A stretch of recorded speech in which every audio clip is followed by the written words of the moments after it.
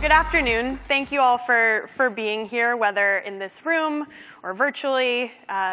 If she connected, I think my mom might be here virtually, to talk about focusing your community scope and protecting your team's time so that you can do the work that's really valuable to you and your community. My name is Willa. I oversee community at public.com, which is an investing platform that helps people be better investors. Our members invest in all different types of assets, from stocks, ETFs, crypto, and soon NFTs, art, and other alternative assets, all in one place. And if you're wondering how community fits into that, directly in the app where they're investing is a digital community of millions of investors who come together to engage with one another about the topics impacting the markets, their portfolios, and more. I've been with Public for just over 2.5 years and have seen our community from its early days, when my job as a solo community manager was to foster engagement with other members and with the platform itself, and saw that through some pretty rapid growth early last year when I built a team focused on ensuring that the community experience scaled as our product evolved and our community grew. Throughout that time, I felt like my time was getting pulled in a lot of different directions. Depending on what was going on in a given week, a given month, I may have been casting members of our community in brand campaigns, advising our product team on different features that they were launching, serving as an extension of our community, of our customer support team, when there may have been product glitches, as often happens at startups. Things along those lines, and I could keep listing, you could probably keep listing similar tasks that you end up getting pulled into.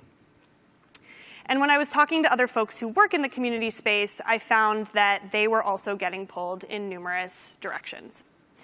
And I want to clarify, I am a firm believer that community managers, community teams are full of an incredible amount of valuable insights and information, and that information should be put to use across the organizations where we work.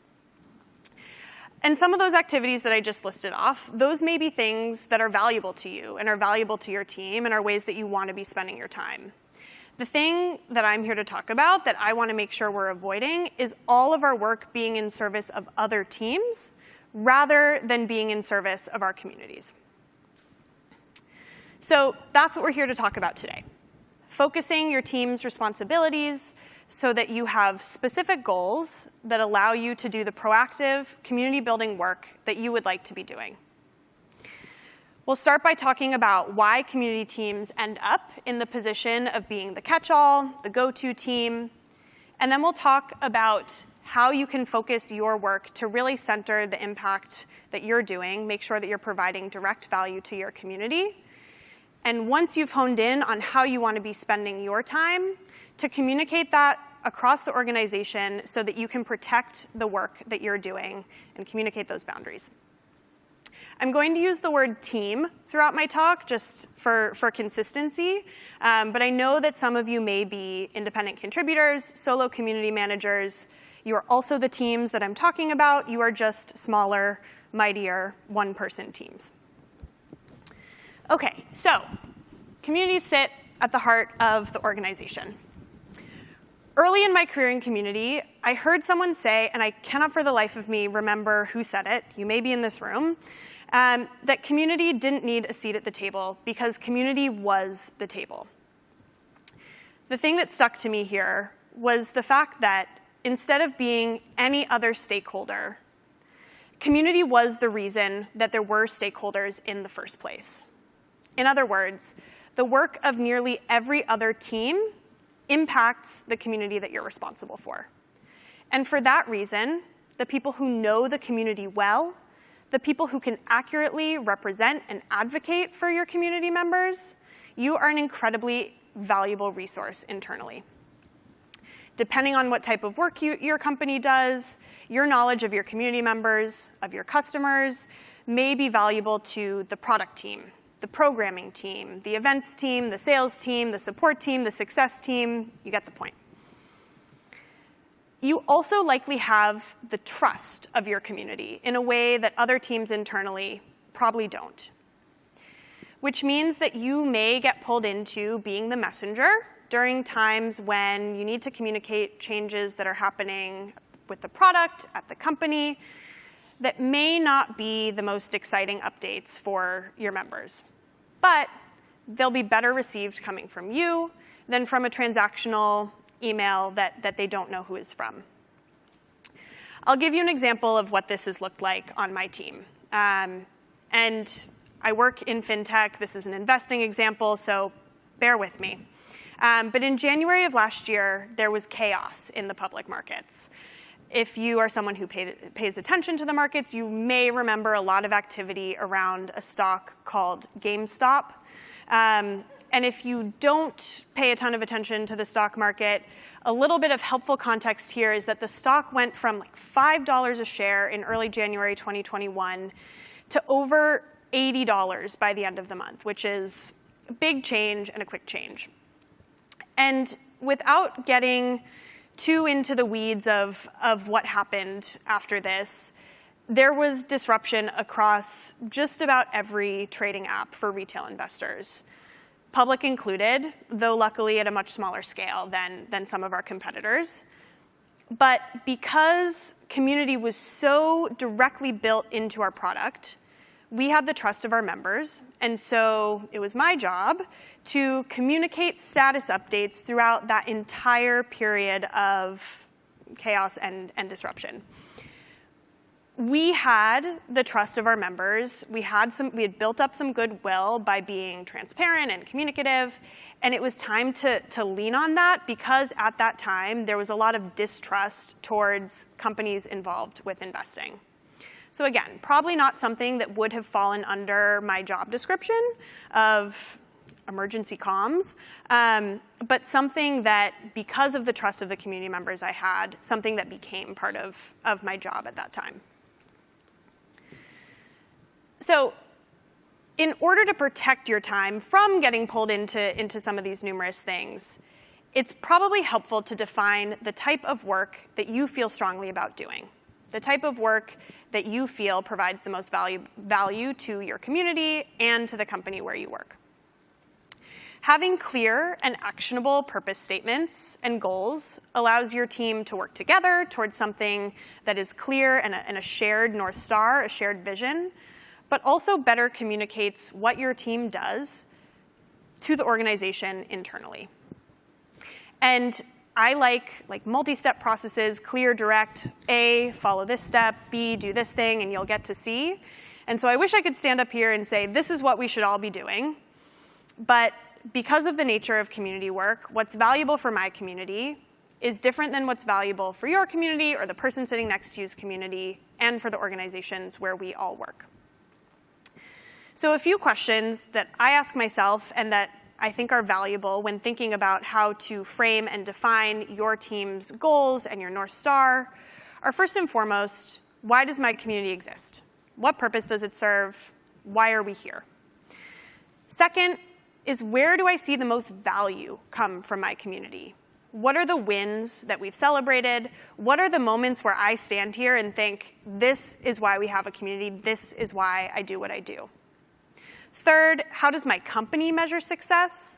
How does my company measure business health? How can we make sure that my work is contributing to that? And lastly, what team resources do I easily have access to? In other words, what work can I be doing right now or tomorrow independently without having to rely on other teams and their bandwidth?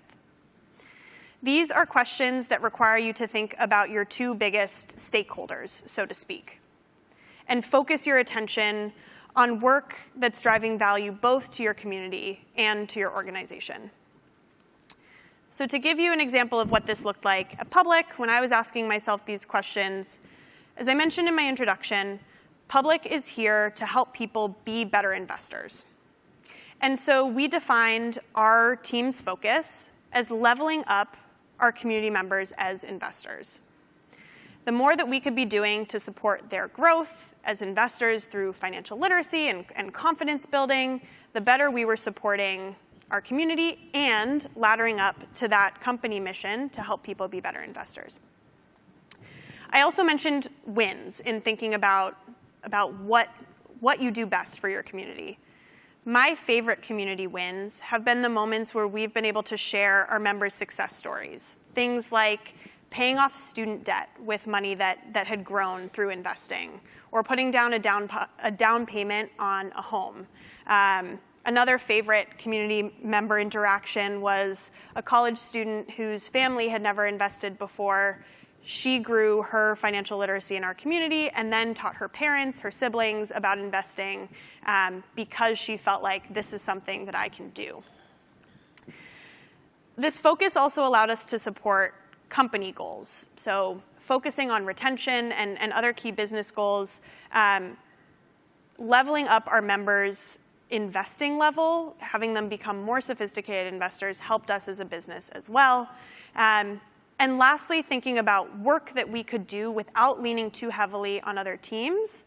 In our case, product bandwidth is always limited. I would imagine that if you work in tech, that is something that you have found too. The product team, they're always doing 6,000 things. And so we instead focused on work that we could do alongside our editorial team that we could do independently without leaning too heavily on other resources. It allowed us to be more proactive and more immediate in the work that we were doing. But once we had focused this goal, we had to think about, OK, we know that we're doing this, but how do we communicate this internally? And I think that it's really important to be able to clarify your values, your focus, your goals, so that you can also clarify what work you're not doing and what work isn't important to you that you're deprioritizing.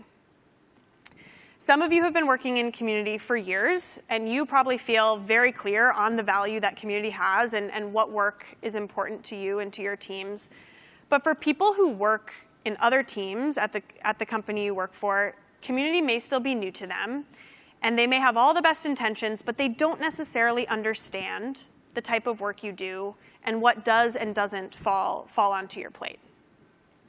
It's helpful in those cases to be able to be clear and guide them about what your team does. And so I think it's very important to be able to clarify what you're focusing on. I will probably continue to say this, what you're focusing on and what you're not focusing on, what your priorities are and what they are not. I also think that in any work environment, it is important to be able to provide context when you're saying yes or no to things. So one of the things that I thought about was distinguishing my work, not just saying, here's what we're focused on, but being able to draw clarifications between what our team did and what other teams did so that people saw those lanes when they were thinking about who to go to. A few things that I think are helpful to think about when clarifying those distinctions. The first is the purpose of your work. Why are you prioritizing something? Why are you not prioritizing something? What does it serve outside of that given project or task? The second is who are responsible for things. DRIs, directly responsible individuals, who are the people to go to for certain tasks? Who's the person on your team to go to when you need to get insights from community members about something? Who's the person to go to? Who runs the swag operation on your team? Those are the directly responsible individuals. They own a certain project, start to finish. They own a certain responsibility all the time. For us at Public, this is really helpful in order to be effective about passing off work and directing people to the right people within the organization. If they're not something that you've thought about, I'll come back to them a little bit later. But knowing who the point people are is really helpful to be able to say, yes, this, or no, that's someone else who does that. And then third, in terms of clarifying the distinctions between your work and other teams' work, these things aren't always black and white. There will always be gray area. There will always be crossover. But being able to say, these are the types of things that we collaborate on. In our example, we collaborate a lot with our lifecycle marketing team on different types of communications that need to happen both in our community and outside of it. And where are there clear distinctions? Where are there clear lines in the sand? For us, that may be direct marketing campaigns, things that just doesn't make sense for community to get involved with. So we, with our team, joined forces with our editorial team, which I had mentioned, and renamed ourselves a little bit, the Member Advancement Pod. And we took our joint missions and labeled it as, our goals was to provide an in-app experience rooted in accurate and balanced market information and context to help our members be better investors. Very much focused on content, very much focused on education and leveling up our members. So with that, we thought about what are we prioritizing, and then defining what are we not prioritizing. So to make it a little bit more tangible, things that we continue to focus on: high quality, informative community content. Again, our editorial team is focused on making sure that on a daily basis, our members can come to our platform and have quality information that help them better understand the markets and feel like they better understand how to be good investors. We as a community team then make sure that we're engaging with our members around that. We also focus a lot on communication surrounding market events. So things like, I think earlier today, Adobe announced that they were acquiring Figma. Tesla had a stock split this summer. Things like these that our members are better investors if they understand what these things are, because they likely impact their portfolios and the way they're investing. That probably wouldn't apply to some other community teams, but for us, that fell under this North Star of wanting to ensure that we were providing clear information for our members so that they feel like they're continuing to become better investors. We also focus a lot on collecting insights from our members around the topics that they're most excited about, the topics that they're most curious about, and the things that they want to learn more about. This creates a flywheel with our editorial team. We gather those insights. We help to suggest different topics of subjects that they can dig further into. They produce that content, we engage with our members around it, and from that, we gain insights around other things that they want to learn about, and it keeps on going. We also continue to focus on our community members' experience, being that dinner party host within a community, making sure that our members knew where to find resources, where to find content, where to find, or how to get involved with events, and what conversations they might find interesting. But we also started to say, once we were sharing this internally, okay, but here are the things that we're not going to be focusing on as much either. The first was amplifying marketing campaigns and product announcements. These things are important, but they were more important to other teams. They were taking away our time from working towards our shared goals. They could be owned more fully by marketing teams. The second was providing individualized customer support. Public isn't a support community. Support communities are very valuable. They're a slightly different type of community from ours. And in the world of investing, we have a licensed customer support team. They can answer all the nitty-gritty questions. I have learned a lot about investing while at Public, not enough to answer people's brokerage questions. So we helped our members understand what they could come to our community team for and what they would be better off going to our support team for to get the answers that they needed. We also stopped prioritizing moderation on our team. We didn't hand it off fully. I will get to that in a minute. But it was something that was taking away from us being proactive. It was requiring us to be a little bit more reactive. And so we found a different home for it because it didn't ladder up to what we needed to be focusing our time on. Generalized community engagement. We engage with our community still very regularly, but we wanted to shift our focus more towards investing-related topics and less so towards just this is what's going on in my day-to-day.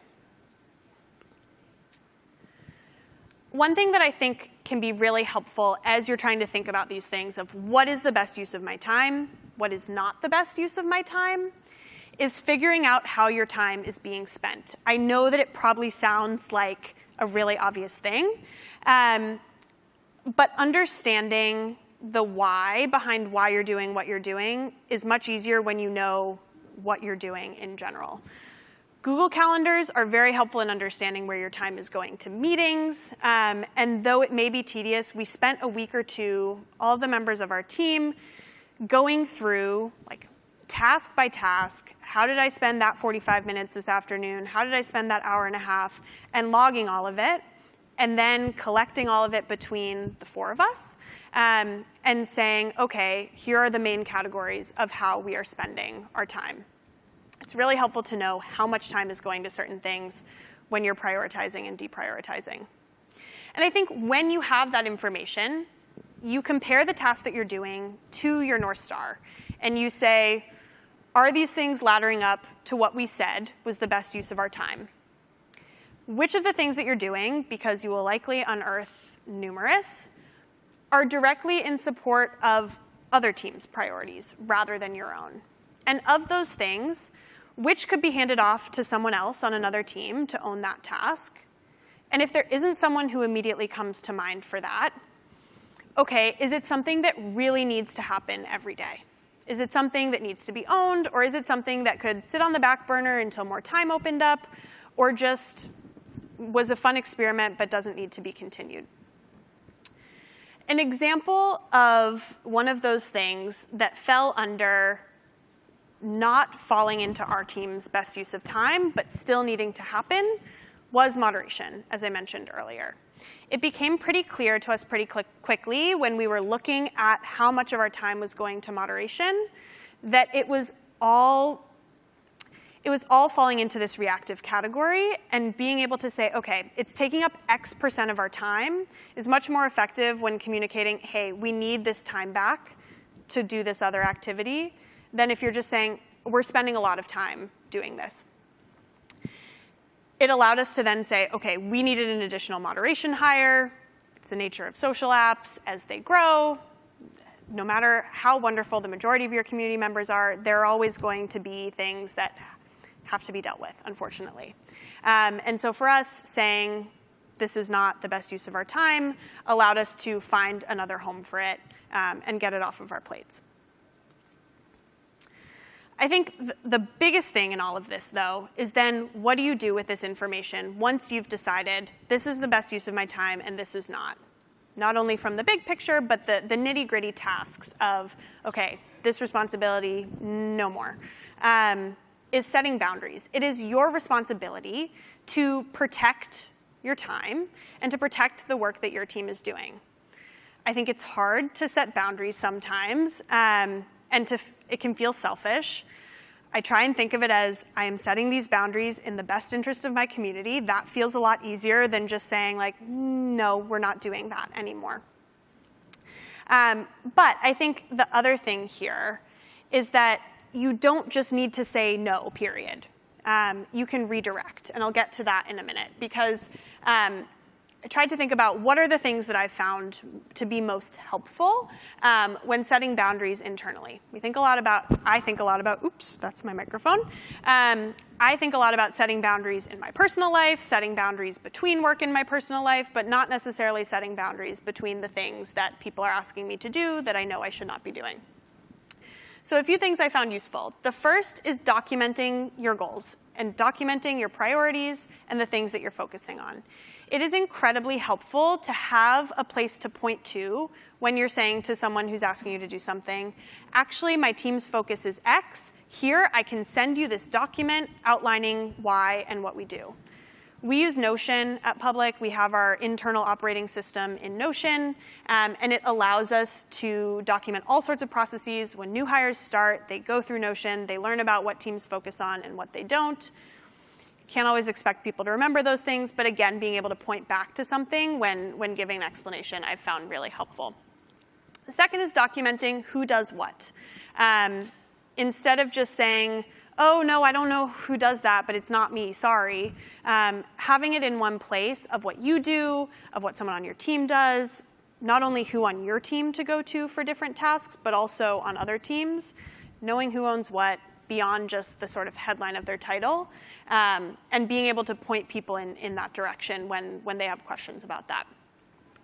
The third of these 4 stars is the one that I find the most helpful, and that is saying no with a redirect rather than a period.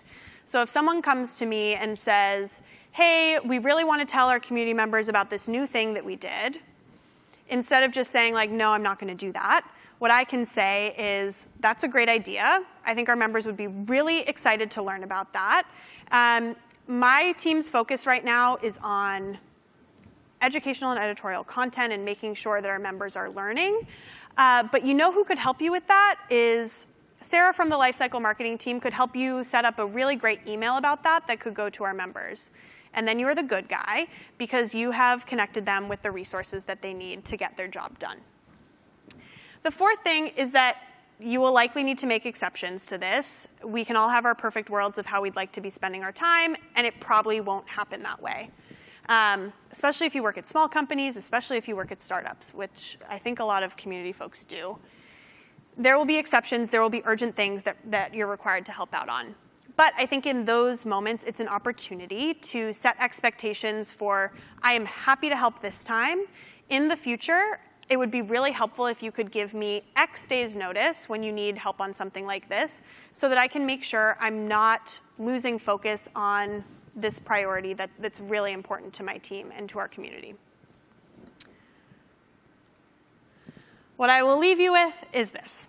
What I hope that you take away is that I think as community folks, we are used to feeling like we know lots of things about all sorts of different things, and we feel most valuable, at least I have often felt most valuable, when I'm saying yes to all these different things, all these different projects, and being able to infuse my community knowledge in all of them. However, sometimes you need to narrow your focus in order to really go deep on that one thing that you feel strongly will provide value to your members. Sometimes saying no, or not right now, allows you to put the quality time and attention that you need onto doing the work that will pay off the most for your community. So, while we are used to being at the center of everything, I think it is very valid to say, this is not my priority right now, this is not what I'm going to be doing, and instead, here's what we're doing now. So, to wrap that all up, what I hope that we all can do is put our communities first through doing this, rather than putting our communities in service of the work that other teams are doing. It will make all of our work a lot more valuable, I think. So, thank you all for your time. Thank you for being here. My email is on the screen. You can find me on Twitter. You can find me on LinkedIn. I'd love to stay in touch with all of you. It's been wonderful to meet so many faces in person that I have met on the internet over the past couple years of the pandemic. And thank you all for the work that you do for your communities. It's lovely to work alongside all of you. Thank you.